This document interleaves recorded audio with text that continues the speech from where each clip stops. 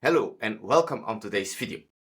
My name is Wouter Peer and I'm the founder and main developer of GHEtool Cloud. And today I want to show you how you can get started with using GHEtool in the summer of 2026. Now, this getting started video, we make it every year because the software is evolving that rapidly and we want both new users as well as existing users to stay up to date with what's really possible with GHEtool. So whether you're new and you're thinking about using GHEtool for your bore field designs, or you're already an experienced user and you want to learn more about what's possible, please stick around because we will have you covered in this video. Now, in this video, we will cover basically everything from setting up an account all the way to what calculations are possible in GHEtool to report generation. And it will be a brief overview. So we will not go into detail about certain methodologies, but these are linked in the video description as well as in the accompanying article.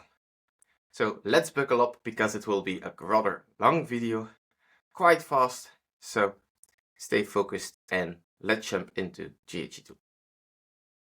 So here we are on the website of GHEtool, and before we jump into the cloud, I want to draw your attention to two important pages. That's on the one hand the knowledge base. So GHEtool has the largest knowledge base of articles related to bore field design in the world. So whenever you have a question about the methodology or an example or tutorial, you can find it here.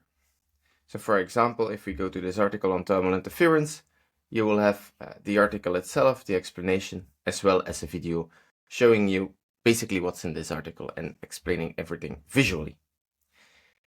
On the other hand, we have our free bore field design course. Now, if you're new to bore field design or also in GHEtool and you want to stay up to date with the latest model innovations or the latest features, we created this free bore field design course in 10 parts. 6 of them are already released. And the idea is that if you start at the beginning and go all the way to part 10, that you know everything there is to know about thermal simulations, hydraulic simulations, interference, hybrid systems, you name it, starting with simple systems all the way to more complicated ones. And also here, every chapter in each part, it has quite a lot of background documentation. So if you really want to know what's going on with your geothermal simulation, you can find quite a lot of information in both the course and the knowledge base. But now let us jump into the cloud. So when you click on the cloud, you will be asked to log in, but if you're a new user, what we will do is we will create a new account. Let me do that real quick. We accept the terms and conditions, we click register, and what will happen is we will now receive an email, verification email, and if we click the button in that email, you will be logged into the system. So I found my email and I click confirm my email, and now we're inside an empty project dashboard in GHEtool. Now, first, it says here you need a license in order to calculate scenarios, but you can start a 14-day free trial. So I want that, so let's click that. And then we can start the trial or also schedule a demo. Now, when you're new to GHEtool, we really suggest that you schedule a demo so we can have a face-to-face meeting talking about what you really need about the software, and we show you how you can do it with GHEtool. So if you click that, you will be sent to a calendar page where you can easily select a date, a time at which you want the meeting, and it will be scheduled automatically. And after this demo call, we will also extend your trial period to a full month, so you have all the time you need to actually try GHEtool. What do you also have here? You have your personal information, email address. You can change your language, English, Dutch, or German of the interface. You can receive our newsletter, a monthly newsletter with updates and so forth. And then over here we have our admin dashboard, and that's when you're really going to create a license or to buy a license. You can create a company, and once you do that, you can also buy a license. If you have a license, you can also add new users to the software. You will see all your payments down here. And you can also add labels. Labels are a way to structure projects. For example, you can say, well, this is this type of project I'm simulating. It's a feasibility study, it's a detailed design, for example. You can create labels and you can sort the projects afterwards. And here you also have the report template settings. If you're creating or if you have bought the advanced reporting functionality of GHEtool, you can change all your colors here. Let's go back to the project dashboard. As you can see, you can filter your project, but since we do not have any, let's go ahead and create a first project. Now in GHEtool, you can create projects in 3 different ways. You can start with a blank template and with default values. But if you already created some projects, you can also create a project with your own default values, energy distribution, for example.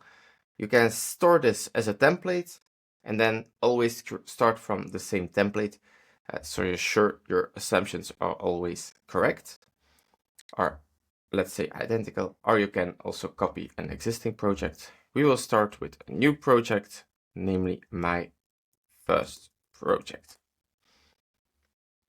And then we enter GHEtool itself, the project, in the General tab. First, let us go ahead, take a look at the project dashboard. Here you can see your project name. You can change your project language. Now this will, by default, for every new project be the language you set earlier. But for example, if you have a multilingual team, you can change the language of the interface here as well. With this star, you can mark something as a template or unmark it as a template. You can change the report settings. We will come back to that later. You have different languages. You can write an introduction, a conclusion, and so forth. And here you see a list of all the scenarios, all the calculations you did in this project. And if you do not want certain scenarios to be in the report, you can easily exclude them here and they will not be in the report. So as said, GHEtool is based on different scenarios, because typically in geothermal design, you want to compare different design choices. You want to compare different optimizations, let's say. And that's what this is all about. So in GHEtool, you can calculate a couple of things, and you can calculate a temperature profile. That's basically saying I have my bore field, I know what's in it, I know my building demand. Let's calculate the temperature. If you do not know the depth and you want to say, well, calculate for me the depth so I stay within my temperature limits, it can also do that. And it can also say, well, I have this area available, how deep and how many wells should I drill? So basically a black box optimized required size and required depth. And these are our 3, let's say, most basic options. They are really geothermal focused, really for the design of the bore field itself. Then we have some more abstract, some more complicated methods, let's say, advanced is a better word, namely the optimized load profile. That's, for example, when you say, well, we have quite a big project, we need 200 wells, but we can only drill 140, let's say. And then this method can tell you, well, this is the energy or the geothermal share of your system. And you need a certain amount of power and energy from another hybrid solution, for example, a to-water heat pump. We can also analyze TRT tests in GHEtool thermal response test, as well as calculate the interference between neighboring systems. But we will go over them briefly in this video. Next, we have the report settings. So as said, each scenario you have different tables can pop up in the report, images, etc. You can select them, unselect them in order to make the report really what you like. You can write a description of your certain scenario, always handy when you're doing multiple of calculations over a couple of weeks and you want to remember what did I do exactly in this scenario. You can type it and it will be stored there. Next, we have our simulation settings. Now, whenever we're talking about bore field design, we're talking about fluid temperatures we want to keep within certain ranges. And the question is, what fluid temperature are we talking about? Now, typically, this is the average fluid temperature, and that's used mainly in mainland Europe. And this is the average between the temperature that goes into of bore field or bore field inlet temperature and the bore field outlet temperature. But if you, for example, are in a country where there is a legislation about the inlet or the outlet temperature, you can easily say, well, I want to work with inlet temperatures, and then all the temperatures in GHEtool will be bore field inlet temperatures. So we will work with the average one here. You have your temperature limits. In our case, let's keep it to 2 and 17. A simulation period and which month of the simulation period we want a simulation to start in. If we scroll down, we always have some aim specific settings. Now with calculate temperature profile, this is rather limited. We have temperature dependent fluid properties. Now without going too much in detail, in GHEtool we calculate the viscosity of your fluid at every hour of the simulation. Because your viscosity is quite heavily dependent on the temperature, and this changes your Reynolds number and your heat transfer and borehole resistance and so forth. So the best thing is to keep this at yes at all time. Keep it on because it will give you the most accurate results. However, please be aware that if you want to compare GHEtool with other software tools on the market and see if your results matches up, please set this to no, because this is a rather unique feature, and if you want to compare it with all the software tools that do not have this feature, you want to make sure that it's set to no in order to be able to make this comparison. But without, if you're not comparing anything, please keep it to yes. In GHEtool, you can also make contour plots. I will show you in a second what they are. You can make it fast or detailed. When you're not working with hundreds and hundreds of boreholes, it does not really make a difference. But if you go to 1,000, 2,000 boreholes, the detailed option will be disabled because it will take a couple of minutes to enter in. That's not really nice. Then we have our hydraulic design below. So with every thermal simulation, GHEtool can also do the hydraulic counterpart. So we can take into account if your boreholes are in series or Tickleman. So for example, if both are 1, this means that every borehole is connected directly to the manifold. So they are connected in series, meaning we go to one borehole, go down and go back. If we put here 2, this means we go in one borehole, back out, into the next, and back. So 1 means that everything is connected directly to the manifold, and if you change the numbers, the flow rate in the horizontal system will be updated accordingly. This horizontal system, of course, is also simulated.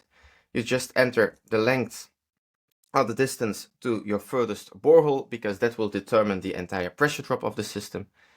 And if you have quite a big system and you have a manifold also out there in the field, you can also calculate the pressure drop in this main header. You also have the option to enter the pump efficiency, because GHEtool also estimates the pump electricity consumption of your entire geothermal system. So that was it for the general tab. Let us go to the ground now. Here you can work with your traditional homogeneous ground. So you say, well, we have an homogeneous average conductivity of, let's say, 2, volumetric ground heat capacity, and then we have our very famous ground flux database. It's not the most accurate one, unfortunately, but it's a standard one that's used in Europe. If you do a TRT test and you measure your ground temperature itself, you can enter it manually. Or if you know your geothermal gradient, for example, you can enter it also here. But for now, let us stay with the project location in Antwerp, for example. If you have a very heterogeneous ground, for example, sand, clay, then rock, then back sand, you can also enter it in ground layers. So you see it's a layered ground, you can enter it in different layers, and that's actually more accurate if you use the methods to automatically calculate the required depth, because it will algorithmically try to stay out of bad conducting layers. So it's a little bit more work, but it can give you more accurate results, especially if you do quite a lot of simulations. You do not have to calculate this average ground conductivity by hand, for example. For now, let us keep with homogeneous. Then in our bore field tab, in GHEtool we do not have a list of pre-configured options. We have some standard configurations, for example, a rectangle. You can easily design up to 5,000 boreholes there is actually. no real limit there. You have a rectangle, you can have a dense configuration where they're more like shifted. You have a line. You can also draw them on a coordinate level. So if you draw them, for example, in AutoCAD, you can import that into GHEtool. But what's also easy, just to show you that, if you say, well, I have these 8 boreholes, but actually this one I do not need, you can click on it, you can convert it, and then you have already some coordinates, and you can go ahead and delete the boreholes you do not really need. In GHEtool, every borehole can also have a different depth, and you can also work with angled boreholes. So basically all the bore fields you can think about, you can actually design. So for example, here if you say, well, I want this borehole to be 150 meters deep and be at an angle of 5 degrees, see it will be like that. And this is a 3-dimensional view of your system. So it's really, really versatile. All the bore fields you can think about, you can actually put into GHEtool. Let us go back to 100 here. What can you also do is you can export the coordinates. You can move the entire bore field around. You can rotate it. So for example, if you have basically one, for example, 5th generation district heating network with some decentralized bore fields connected to the same system, you can create each bore field, move it around, download it, and then import it again. So basically you can add multiple bore fields by using download and then load again, download, load again, and move them around. So it's really flexible there. But also you can add a map as a background. For example, we said this project was located in the city of Antwerp or Antwerpen in Netherlands, if you're Dutch speaking. You can say, well, my project's actually located here, and this black yellow dot is the 0, 0 coordinate. If we now set the map, you also see the coordinates here drawn onto the map. And you can also here delete the coordinates or move them around easily to the location where they need to be. Later this year, we'll also add the option to, for example, load a PDF document and work from that. Let us go ahead, for example. So we have here our 4 boreholes. Let us go to the borehole resistance. Now the borehole resistance, it tells us how good the fluid can exchange heat with the ground. And GHEtool can calculate this for you, but if you have, for example, measured it in a TRT, you can enter it manually. But if you calculate it, there are basically 3 things important: the type of heat exchanger, your fluid, and your flow. Now for your heat exchanger, we have an extensive list of some pre-configured ones, traditional probes. You can define your own custom YouTube or coaxial probe. And we also partnered with GHEtool, Separatus, Janssen, Movitech to implement mathematical models of their innovations. For example, the turbo collector has internal fins to enhance turbulence. Separatus is used for smaller boreholes. The Movi ellipse is an elliptical heat exchanger. Hypress is a metal wall. And then you have the GHErotherm Vario Flux, which has a conical wall thickness. So all these commercial products can perhaps be useful for your particular project and can be worth checking out. Then you have some options related to the number of YouTubes, the crowd, and so forth.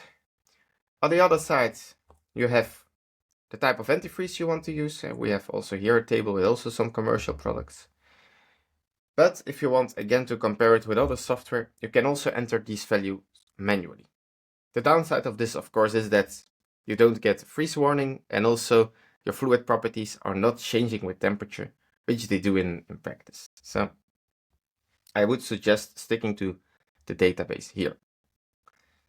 And you also see here what I talked about already. Due to the temperature, when we're injecting and extracting heat, we are at 2 different levels, and the Reynolds number will be different as well as your borehole resistance. So that's what I mentioned before. For the flow rate, again, a couple of options. Traditionally, bore fields are designed using constant flow rates, 0.2 liters per second, for example, in a borehole. You can define it also for your bore field. But in GHEtool, you also have the option to use a constant temperature difference.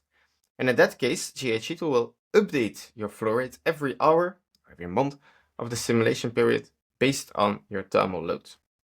And this is really easy because it's more in line with actually how modulating heat pumps, for example, work. So you say, well, I want to have this temperature difference across my heat pump, and it will adapt the flow accordingly to make sure that it matches at every time step. You also have your minimum flow percentage, which is typically between 30 and 50%. Put it to 50. And what this is basically your flow. If your nominal flow rate is, for example, 20 cubic meters per hour, you cannot go down to 2 liters per hour. See, there is a range in which the circulation pump can modulate, and typically it's between 30 to 100% of the nominal flow rate. So let's put it here, 50. And then for thermal demand, again a couple of options.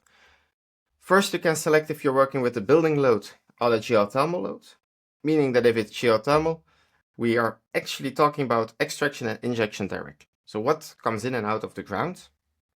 If we're working with building load, we're actually talking about heating, cooling, domestic hot water, and we will use the heat pump data, in this case now constant efficiency in heating and cooling, to convert the building load into the ground load. You can work with relative or absolute loads. What does that mean? If you're an absolute load type, you need to enter the peak power in heating, cooling, as well as the base loads in kilowatt hours in heating, cooling in every month. So it's quite a lot of values you need to enter. You can also import that in a CSV, by the way. But if you're working with a relative load, you can define your own temperature, or I should say power and energy distribution, and just say, well, this is my peak power in heating, cooling, yearly energy demand, and it will be distributed across the months. So this is a typical value for the Western Europe.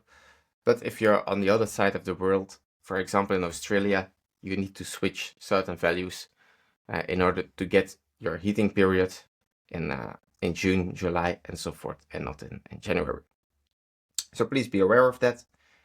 You can also add domestic hot water in GHEtool, both hourly as well as just with a yearly energy consumption. And then we have our peak duration. Now the peak duration, it's a very famous parameter, almost notorious in bore field design. It's not really physical. So it's a mathematical trick to get you a result with a monthly simulation to actually match an hourly one, to put it. It's to say if you have hourly data, then you know exactly how long a heat pump will work in a certain power. And that's necessary in order to calculate the fluid temperatures. But with a monthly simulation, you do not have that.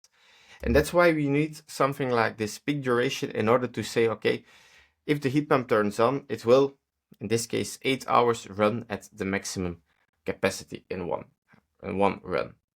Again, it's a mathematical trick. Please do not search too much behind it. And later in this video, I show you how you can create an hourly load in GHEtool yourself.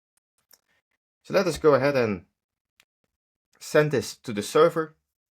And depending on how complicated your scenario is, this will be within a couple of seconds, or perhaps for the optimization, a couple of minutes. So what do we see here? Again, the same report settings as before, because here you have all the results, and it's really easy to also type here something you saw in the results.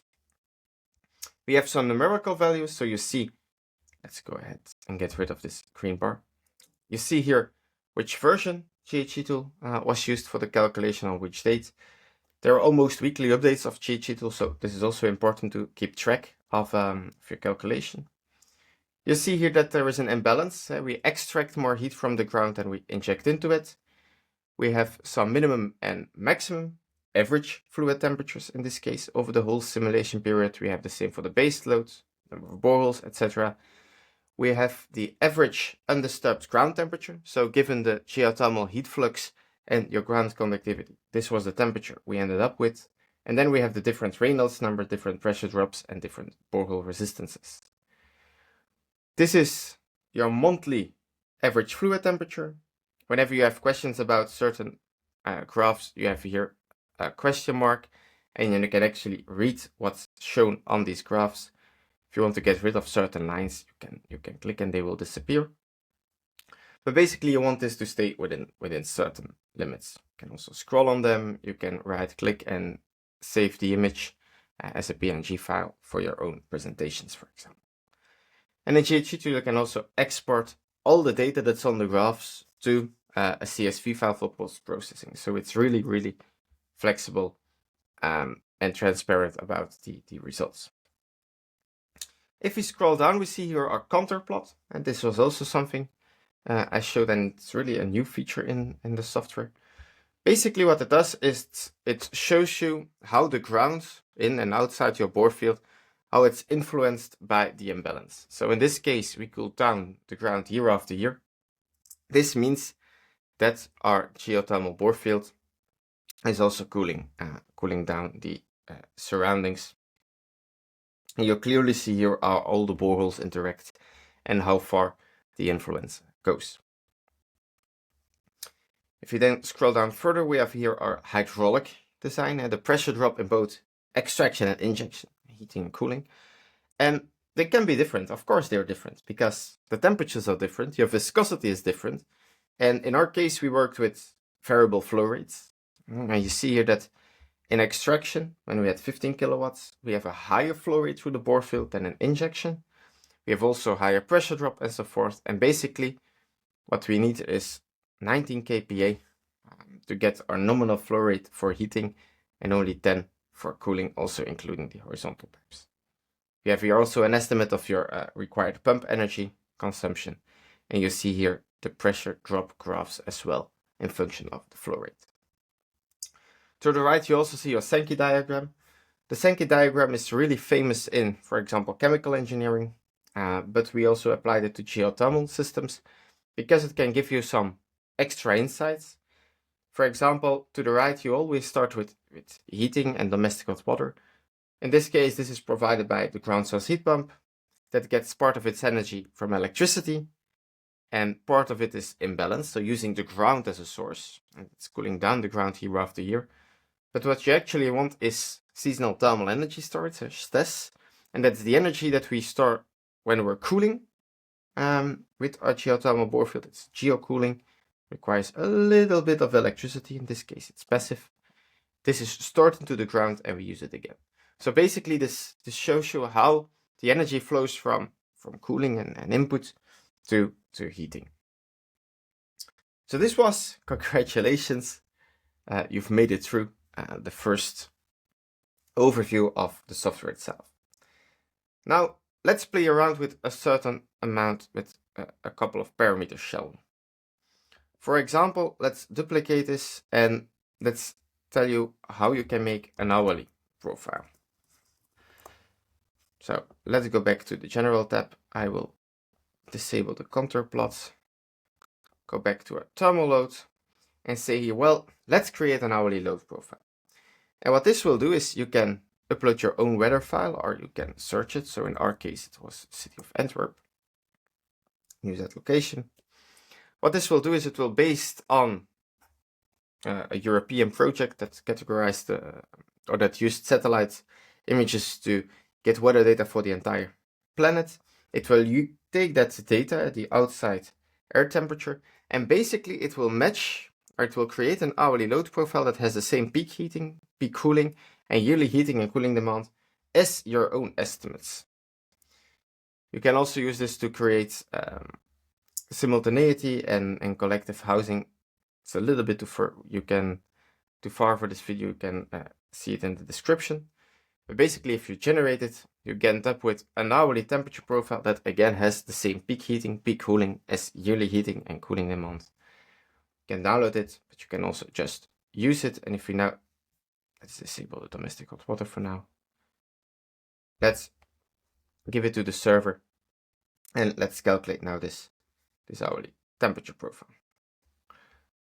And here you see, this is now our hourly simulation. If you scroll in, you can clearly see the hourly value variation, as well as the temperature variation in 1 year and the average variation per year. That's in Kelvin hours. Now, this means that, for example, if you have 10 Kelvin hours of temperature violation. This means that 10 hours in the year, your fluid is 1 degree outside of your threshold, or 5 hours 2 degrees, or 1 hour 10 degrees. So this is really what this means. So it's a way to quantify how much you're crossing your limits here. If we scroll down, you again see your hourly load, see the load duration curve, and you also see your hourly pressure drop here. So that's also really interesting to see. If you go from laminar to turbulent, you will see spikes in this hourly pressure drop profile. And then again, your Sankey diagram. Now, to go just one step further, if you're working with an hourly load, there is quite a lot possible. So for example, I will disable the hydraulic calculations for now. Previously, we worked with an SCOP and an SCER, but you can also work with a a heat pump database. So since February, GHEtool is capable of working with modulating heat pumps directly in the software. Now this has a couple of advantages, but it's mainly way more accurate and also gives you a better indication of how well your geothermal system is actually going to behave. So we're constantly working together with manufacturers to implement digital twins of their heat pumps. In this case, we already did that with NRAD, but more are on the way. As you probably know, it's a difficult year for heat pump manufacturers with the refrigeration gas legislation in Europe. But you can select the heat pump, give it back to the server, and GHEtool will now calculate at every hour what the efficiency of the heat pump is, and it will give you back the overall efficiency of your geothermal system and the SCOP. So again, here we have temperature profile, and here you see your SCOP. So we start with almost 5, and we end with 4.9 in this case, because we have a slight imbalance. So the ground cools down year after year, so also our efficiency goes down a little bit. So that you can also do with GHEtool. Now up until now we have calculated the temperature profile. So we ourselves said, well, we are going to work with these 4 boreholes. GHEtool, of course, can also calculate the required depth for you. So what we're now going to do is call scenario 4, required depth. Let us go ahead and, for example, say I'm going to make a line with 5 boreholes. Go to here and say, calculate for me what depth I should be in order to stay within the 217 degrees limit. And as you can see, it gives you the warning that the ground properties should be updated. And what it now will do is it will vary the depth of these 5 boreholes, and it will give you back the depth in which you stay within the 2 limits. I will do this with a monthly temperature profile. It's a little bit faster. Oh no, I will not. Let's undo these changes. Let's go to the results. And here you see that in this case, we're limited by the maximum limit. We need 5 boreholes of 103 meters. You also see that we're now a little bit warmer. Again, we stay above the 2 degrees, so our efficiency is also a little bit better. So that's also really nice that you can see if you change your design, how that impacts your efficiency. So we went from 4.9 to 5, which is what is it, a 20% improvement, something like that. So no, not 20%, it's 0.1 improvement. So this is for the required depth.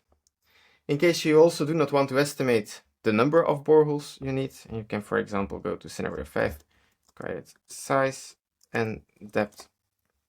And now I will create a different profile. So let's say it's 45 with 90,000. Let's put it in megawatt hour. You can change the unit also to imperial if you want. Let's use here 20. So So if we now go to the general tab, I say, well, calculate for me the required size and depth. What this will do is you can say, well, I have, let's say 50 by 30 meters available, and I want boreholes everywhere between 70 and 150 meters deep. You can specify the maximum pressure drop of your system. And you can also say I want between 1 and 100 boreholes. And you can optimize this for the minimum total borehole length and also the minimum number of boreholes, because sometimes space is really constrained and you want the minimum number of boreholes. And what this will do is it will try 100 different combinations, size the bore field for that, and then really using a Bayesian optimization method, try to find the best solution in order, in this case, to have the minimal borehole length. So in our case here, it will be 11 boreholes to stay beautifully within the limits in a U with 7 and 3. So this is what the software comes up with. Now, these are the 3 simple methodologies. Let's say the calculate required depth, calculate required size, and calculate required size and depth. Now let's dive into the little bit more complicated or more nuanced methods. And we will do that first starting with, let's say, active and passive cooling. And passive cooling. Now, what do I mean by that? So typically in your thermal demand, first I will upload an hourly load profile. For example, here I have an auditorium which has quite a lot of cooling needs, and the bore field I'm going to use for that, what was it, 12 boreholes, something like that. Let us go ahead and simulate that real quick. Now, and also let's put the maximum limit to 25 because we will do it actively in a second. So in GHEtool, you can work with an SER, which is the efficiency in cooling. It's 20-25 for passive cooling, and it's 5 to 7 typically for active. Now, of course, you can also work with active and passive cooling on your geothermal system. So for example, here, you see our temperature is always warm enough, but typically for passive cooling, you want to stay below 17 degrees on average. Because, yeah, 17 degrees on the ground side, it's 18, 19 degrees on the building side, and that's like the maximum you can have for still having free cooling for your building. So in this case, we cross that limit, we go to 22.3, which is not good to get your cooling done in a passive way. And that's because, as you see here, we have quite high cooling peaks also in the low duration, a couple of hours with very high loads. So if you really want to cover this passively, you need to overinvest significantly in your bore field in order to keep the fluid temperature below this limit. Now what you can do in GHEtool is actually say, well, I'm going to combine active and passive. And for example, when the fluid is below 17 degrees, I'm going to do it passively. I'm going to use free cooling. And when it's above 17 degrees, I'm going to turn on my heat pump. So the compressor can actually create a cold and store this actively into the ground. In that case, you see we're again within the limits. And here you see that 90% of the energy can be done in a passive way. And if we scroll into this hourly profile here, for example, you see it's almost everything is passive except these very high cooling peaks and these very high spikes here. This needs to be done actively. So by combining active and passive cooling in GHEtool, it can actually calculate for you what's the overall share of passive cooling. And based on that, it also does it in the year. So in year 1, it's 17% active cooling, and it goes down to 9 and stays there. Because of the imbalance, we cool down the ground, and the share of passive cooling becomes a little bit bigger. Also, here in the Sankey diagram, you see cooling. It's a very, very small percentage that's actually active.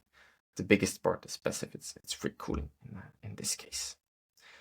So this is really interesting if you want to see how how active and passive cooling can actually make sure that you end up with an economically feasible system. So this for the auditorium. Now we will move away from 100% geothermal systems. And this was only all the energy here. There was always a ground source heat pump. But now we will move towards hybrid systems. Let us go ahead, go to scenario 7 and call it hybrid simulation. And for that, just as an example, I will upload an hourly profile of quite a high. Large building, we will need on the top of my head like 20 by 7, 140 balls. Now, let's go to 0.25 and let's put this here to 5 so it's always active cooling. So with that being set up, no, let's put it to always passive cooling. That will be easier to understand. So 0 and 17. What you can do is you can actually say, well, add a hybrid system. And what this will do is it will say, well, we have a weather file of Antwerp here. For example, well, it's not only a ground source heat pump, we also have an air source heat pump or a gas boiler and so forth. And with this hybrid system method, you can actually simulate that. Now, later we will do optimize hybrid system. This is a simulation. What do I mean by that is saying, well, for example, we have 200 kilowatts of an air source heat pump, and we know that when the outside temperature is above 10 degrees, let's say, that our air source heat pump is more efficient than our ground source heat pump. So here in GHEtool, we do not care about what your hybrid system is, and we only care about the ground, let's say. So we say, well, we have 200 kilowatts of something, and when it's above 10 degrees, these 200 kilowatts will be used first, and afterwards the ground will be used.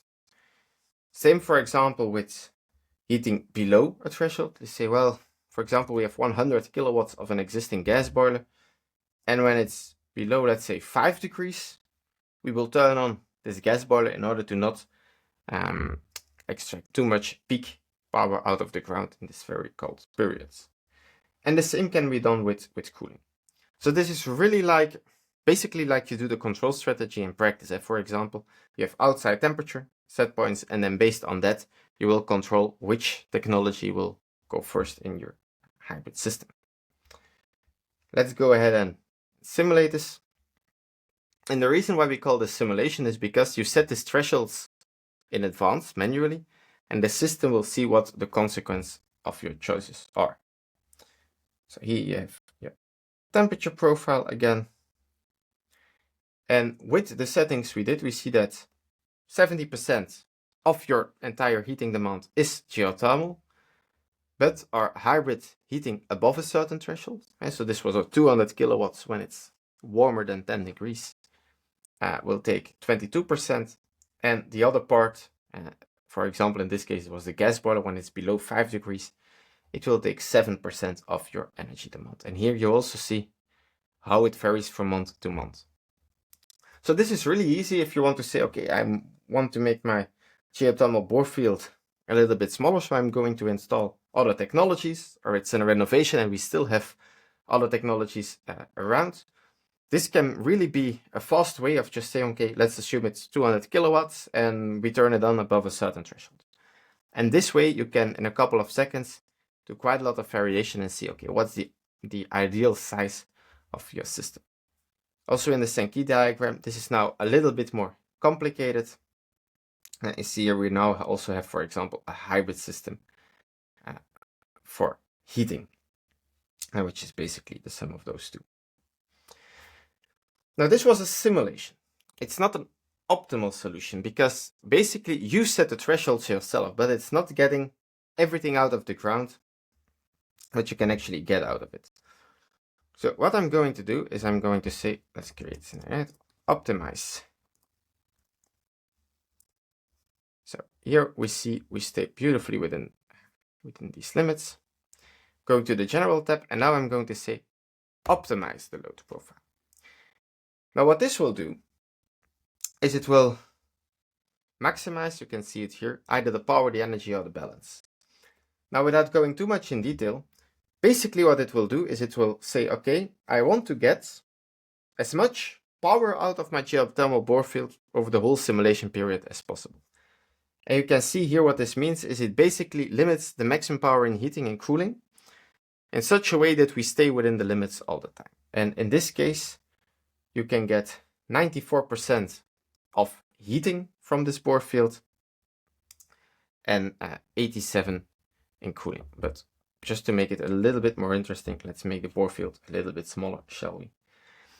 And what it does is basically in your load duration, I'll show it in a second, you will limit the peak power in such a way that you take away part of the power, part of the energy, so that you stay within the limits. So here again, already a little bit more realistic. 87% of heating, 82% of cooling, and you need for that 206 kilowatts of cooling and 300 kilowatts of heating. And the other thing, the light blue, that's something else. That's, for example, your hybrid system. Here you see it in the load duration curve. We cut it off, and the not hedged area is actually your hybrid system, which is this one and this one. Now this was an optimization for power. You can also do it for energy, because here in these first years, we're not touching our minimum limits, so we can actually extract some more energy out of that, as well as have some more cooling in the later years. So what we can do here is we can go to the aim specific settings and now do the same optimization for energy. And now what it will do is every month of the simulation period, it will try to maximize the power that comes in and out of the ground in order to stay within your limits. Now this simulation can take a little bit longer because now we need to do it for every month instead of the whole simulation period in one go. The third method, by the way, is for balance.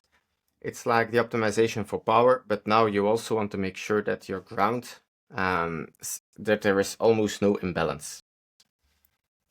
So here you have your energy optimization, and as you can see, this was the power, this was the energy. Here we stretch it really, we really use up our geothermal bore field, and you always go to 97, 94%. So if you compare it here, you need more power, of course, because you're over investing, let's say, in the heat pump in order to get as much energy out of it as possible. But you can also limit that. Please go over to the specialized videos over on our course or knowledge base to learn more about this method here. But that's basically how it works. And the philosophy here is that you basically, in practice, put a control strategy on the inlet-outlet temperature of your bore field in order to know how or when a certain hybrid system will need to turn on. So this was everything about the bore field design itself. I now just want to say a couple of words about TRT analysis, because you can also do that in GHEtool. So a TRT is a thermal response test. It's basically a way to measure the ground thermal conductivity as well as the ground temperature and the borehole resistance. And what you do is you install it, and you typically measure the inlet temperature, the outlet temperature of your geothermal system. And based on that measurement data, you can actually get the ground properties. Now, for example, I have here some measurement data available. So yes, I do need these. These are the time steps in seconds. So I cut away the first transient part. We get the power, the inlet and the outlet fluid temperature. If we now upload it here, go to downloads, example TRT. Say, yes, my power is included in this measurement, and I measure the in and the outlet temperature. I know my time is in seconds. My power is in watts. I have my in and outlet temperatures here. This steady state, now I cut away, I set first lines of my TRT when we're not yet in steady state away. If you do not do that, you need to say, well, it starts basically becoming steady state in line 100 or 1000 in your measurements. I import everything, I give it to the server, and it will calculate now the effective borehole thermal resistance as well as the average conductivity. And this is done based on the infinite line source regression analysis. It's linked in the description again if you want to learn more. Lastly, what I want to talk about is interference. We're going quite fast, I know that, but there is quite a lot to say as well. Now, historically, bore field design has always been about you design your bore field assuming there is no system around you, right? But in densely populated areas, the Netherlands, Sweden, for example, where there are quite a lot of individual house owners that do have a geothermal borehole, this is not the case. And also, if you're installing bigger projects, 3 different residential buildings on the same land area, each of them having its own bore field, of course they interact with each other. And that you can calculate with the interference here. So for example, what you need for that is the ground conductivity, the simulation period, how long are you going to consider this interference for, which model to use, finite line search is more accurate. And if you're in the Netherlands, there is a specific regulation for this, so please use this one here. The generic is if you're outside the Netherlands. It's the definition of how the efficiency of a geothermal system is defined, basically. You can add these systems manually. So you need the heating, cooling, and domestic hot water of each of your neighboring systems, because you need to know how they influence the ground temperature, as well as where the boreholes are located. You can also link scenarios. So if you say, well, I created my bore field in scenario 1, yeah, please do not type it over again, just say link scenario 1, and all the data will be automatically coupled, which is really easy if you're designing 3 geothermal bore fields at once. Just make 3 scenarios, link them all together. It's linked in the description as well, if you want to know how to do that. If you're simulating a whole neighborhood, hundreds of boreholes, you can import it from a CSV.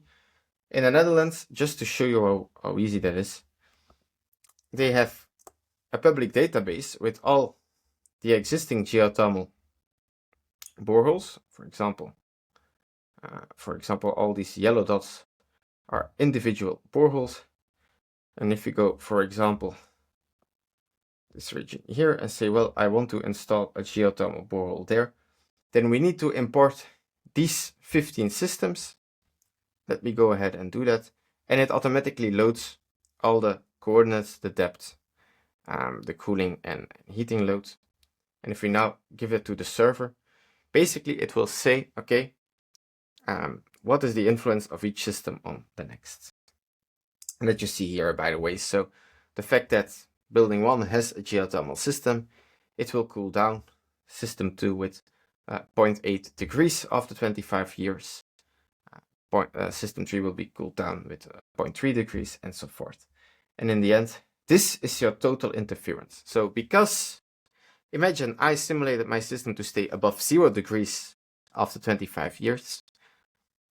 Due to the fact that we have neighbors, our first system will be not at 0 degrees, but at minus 1.71 degrees. And the reason they are at is you can put here a threshold to say, well, I do not allow more than 1.5, for example, which is the case in the Netherlands. You can export that.